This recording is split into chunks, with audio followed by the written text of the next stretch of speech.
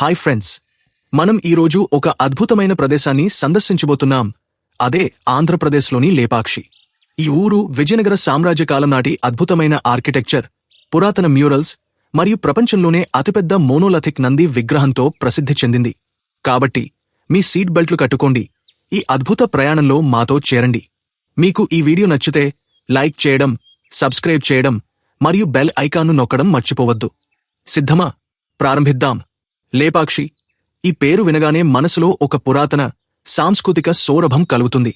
ఆంధ్రప్రదేశ్లోని అనంతపురం జిల్లాలో హిందూపూర్ నుండి 15 కిలోమీటర్ల దూరంలో ఉన్న ఈ చిన్న గ్రామం విజయనగర సామ్రాజ్య కాలం నాటి కళ మరియు స్థాపత్య శైలికి ఒక జీవంతమైన సాక్ష్యం. లేపాక్షి అంటే లేవు పక్షి అని అర్థం. ఇది రామాయణంలోని జటాయువు కథతో ముడిపడి ఉంది.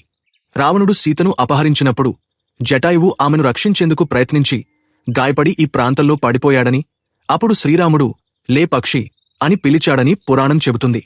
ఈ కథ ఈ గ్రామానికి ఒక పౌరాణిక ప్రాముఖ్యతను ఇస్తుంది. లేపాక్షి యొక్క ప్రధాన ఆకర్షణ వీరభద్ర స్వామి ఆలయం. 16వ శతాబ్దంలో విజయనగర సామ్రాజ్యం కాలంలో నిర్మించబడిన ఈ ఆలయం విజయనగర శైలి ఆర్కిటెక్చర్కు ఒక అద్భుతమైన ఉదాహరణ. ఈ ఆలయం శివుడి ఉగ్రరూపమైన వీరభద్రుడికి అంకితం చేయబడింది.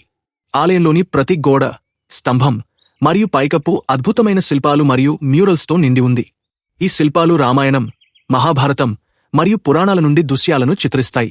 ఆలయంలోని కిరాతార్జునీయం, గిరిజా కళ్యాణం మరియు శివపార్వతి వివాహం వంటి ఫ్రెస్కో చిత్రాలు విజయనగర కళాత్మకతకు ఒక గొప్ప నిదర్శనం.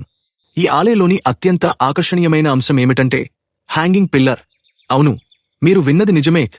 ఈ ఆలయంలో 70 స్తంభాలలో ఒక స్తంభం నేలను తాకకుండా గాలిలో వేలాడుతూ ఉంటుంది. ఈ స్తంభం కింద నుండి ఒక గుడ్డ లేదా కాగితాన్ని జారవిడిచినట్లయితే అది సులభంగా ఈవతల నుండి అవతలకు వెడుతుంది. ఈ స్తంభం విజయనగర ఇంజనీరింగ్ యొక్క అద్భుతమైన నైపుణ్యాన్ని ప్రదర్శిస్తుంది. ఒక బ్రిటిష్ ఇంజనీర్ ఈ స్తంభం రహస్యాన్ని తెలుసుకోవడానికి ప్రయత్నించినప్పుడు దానిని కదిలించడం వల్ల స్తంభం కొద్దిగా జరిగిందని చెబుతారు. కానీ రహస్యం మాత్రం రహస్యంగానే మిగిలిపోయింది. లేపాక్షి ఆలయ సముదాయంలో మరో ముఖ్యమైన ఆకర్షణ ఏమిటంటే నాగలింగం. ఇది ఒకే గ్రానైట్ రాయితో చెక్కబడిన అతిపెద్ద మోనోలిథిక్ నాగలింగం. ఈ నాగలింగం 7 తలల సర్పంతో శివలింగాన్ని రక్షిస్తున్నట్లు చెక్కబడింది. ఒక గంటలో ఈ శిల్పాన్ని చెక్కారని పురాణం చెబుతుంది. శిల్పులు తమ భోజనం సిద్ధం అయ్యే సమయంలో ఈ అద్భుతాన్ని సృష్టించారని చెప్పబడుతుంది. ఈ శిల్పం యొక్క నైపుణ్యం మరియు వేగం నిజంగా ఆశ్చర్యకరం. ఇక లేపాక్షి యొక్క మరో గొప్ప ఆకర్షణ నంది విగ్రహం. ఈ మోనోలిథిక్ నంది విగ్రహం భారతదేశంలో 2వ అతిపెద్ద మోనోలిథిక్ నిర్మాణం శ్రవణ బెళగోళలోని గోమటేశ్వర విగ్రహం తర్వాత.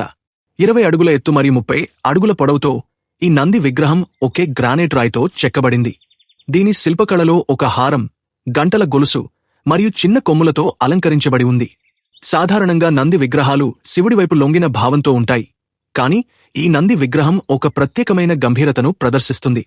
ఈ విగ్రహం ఆలయానికి 500 దూరంలో ఉంది మరియు నాగలింగం వైపు చూస్తూ ఉంటుంది. ఆలయంలోని మ్యూరల్స్ గురించి మాట్లాడితే అవి ఆసియాలోనే అతిపెద్ద ఫ్రెస్కో చిత్రాలలో ఒకటిగా గుర్తింపు పొందాయి. 23 అడుగుల పొడవు మరియు 13 అడుగుల ఎత్తుతో వీరభద్రుడి ఫ్రెస్కో ఒక అద్భుతమైన కళాఖండం. ఈ చిత్రాలు కేవలం కళాత్మకమైనవి మాత్రమే కాక విజయనగర సామ్రాజ్యం యొక్క సామాజిక, సాంస్కృతిక జీవనశైలిని కూడా ప్రతిబింబిస్తాయి. ఈ చిత్రాలలో ఉపయోగించిన రంగులు సహజమైన ఖనిజాలు మరియు వృక్షజన్య రంగుల నుండి తీసుకోబడ్డాయి. ఇవి శతాబ్దాల తర్వాత కూడా తమ ప్రకాశాన్ని కాపాడుకున్నాయి.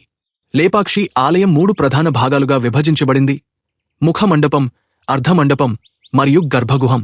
ముఖమండపంలో శిల్పాలతో అలంకరించబడిన స్తంభాలు నాట్యం చేస్తున్న దేవతలు, సంగీతకారులు మరియు నర్తకులను చిత్రిస్తాయి.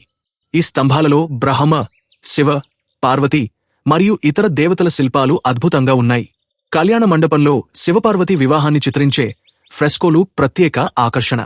ఈ ఆలయం యొక్క నిర్మాణం విజయనగర శైలితో పాటు ద్రావిడ శైలి లక్షణాలను కూడా ప్రదర్శిస్తుంది.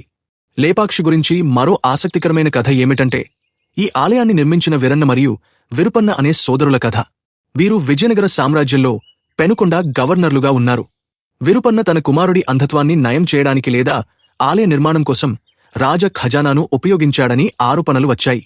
దీని ఫలితంగా అతను తన కళ్లను స్వయంగా తీసివేసుకున్నాడని, ఆ గోడపై రక్తపు మరకలు ఇప్పటికీ కనిపిస్తాయని స్థానిక ఐతిహ్యం చెబుతుంది. లేపాక్షి సందర్శనకు ఉత్తమ సమయం అక్టోబర్ నుండి మార్చి వరకు. ఎందుకంటే ఈ సమయంలో వాతావరణం చల్లగా ఉంటుంది. బెంగళూరు నుండి 20 కిలోమీటర్ల దూరంలో ఉన్న ఈ ప్రదేశానికి రోడ్డు మార్గం ద్వారా సులభంగా చేరుకోవచ్చు. ఆలయ సమయాలు ఉదయం 6 గంటల నుండి సాయంత్రం 7 గంటల వరకు. సమీపంలోని ఆంధ్రప్రదేశ్ టూరిజం హరిత రిసార్ట్లో వసతి సౌకర్యాలు కూడా అందుబాటులో ఉన్నాయి. లేపాక్షి కేవలం ఒక ఆలయం మాత్రమే కాదు, ఇది ఒక సాంస్కృతిక మరియు చారిత్రక నిధి. ఇక్కడి ప్రతి శిల్పం, ప్రతి చిత్రం మరియు ప్రతి స్తంభం విజయనగర సామ్రాజ్యం యొక్క గొప్పతనాన్ని చాటుతుంది. ఈ ప్రదేశం చరిత్ర ప్రేమికులకు, కళాకారులకు మరియు ఆధ్యాత్మిక యాత్రికులకు ఒక అద్భుతమైన గమ్యస్థానం. అబ్బా, లేపాక్షి గురించి చెప్పడానికి ఇంకా ఎన్నో ఉన్నాయి, కానీ ఈ వీడియో ఇక్కడితో ముగుస్తుంది. మీరు లేపాక్షిని సందర్శించాలని అనుకుంటున్నారా? కామెంట్స్లో మీ ఆలోచనలను తెలియజేయండి. మీకు ఈ వీడియో నచ్చితే లైక్ చేయండి, షేర్ చేయండి మరియు మా ఛానల్ను సబ్స్క్రైబ్ చేయండి. బెల్ ఐకాన్ను నొక్కడం మర్చిపోవద్దు. తద్వారా మీరు మా కొత్త వీడియోలను మిస్ కాకుండా ఉంటారు. మరో అద్భుతమైన ప్రయాణంలో మళ్ళీ కలుద్దాం. జై హింద్.